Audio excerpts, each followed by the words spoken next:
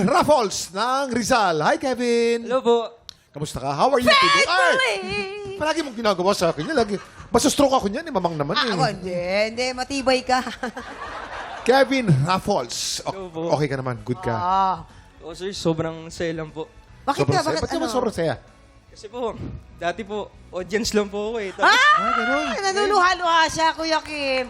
Dati siyang audience dito sa atin. Oh. Ano kaya masasabi ng ating inampalan?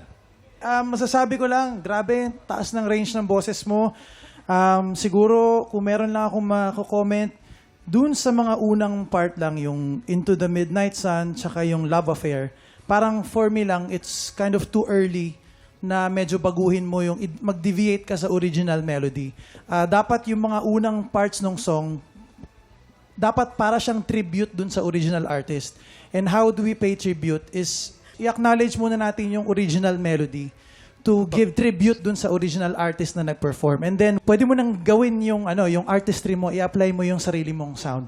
Yun lang naman. And dun sa high notes, siguro medyo tumaas lang yung standards ko sa high notes ngayon dahil napakagaling nung isang finalist namin nung season 1, si RD.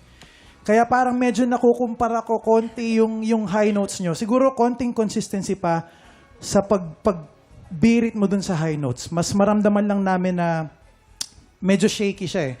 So merong effect na parang pipiyok na ba siya or bibitaw na ba yung boses niya. So siguro kung magkakaroon ka ng chance mag-perform ulit,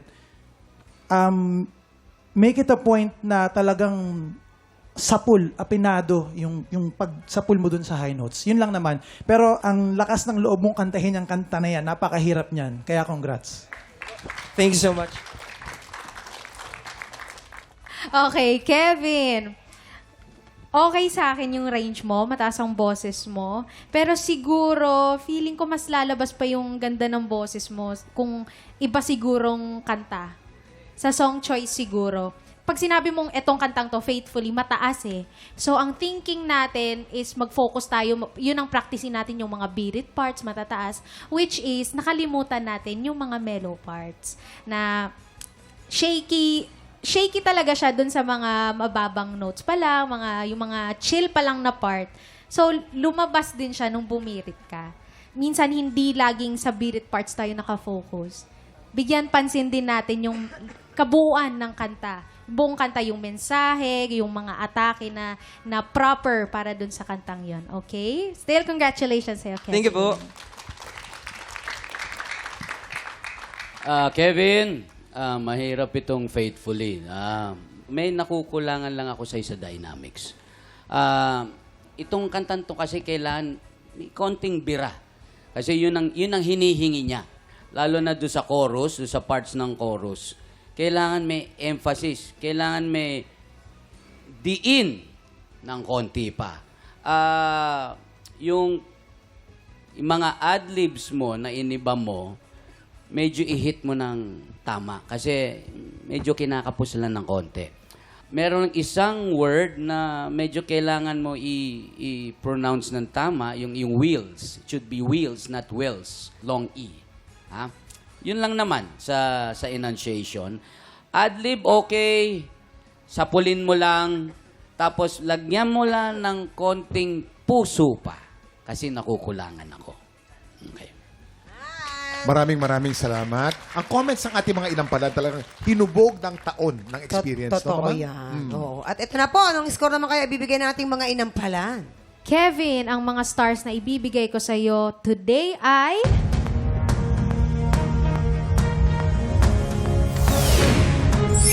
3 stars! Kevin, ito naman ang mga between para sa'yo.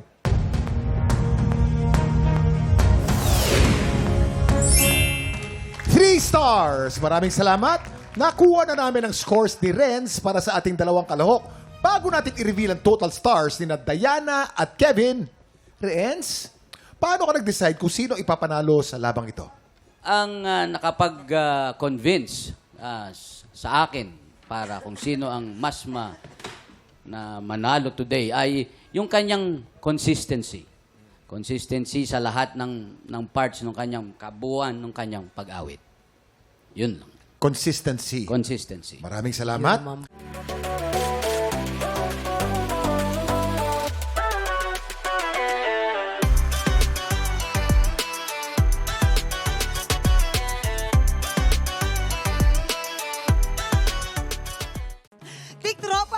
Pinanood mo hanggang sa dulo itong video na ito?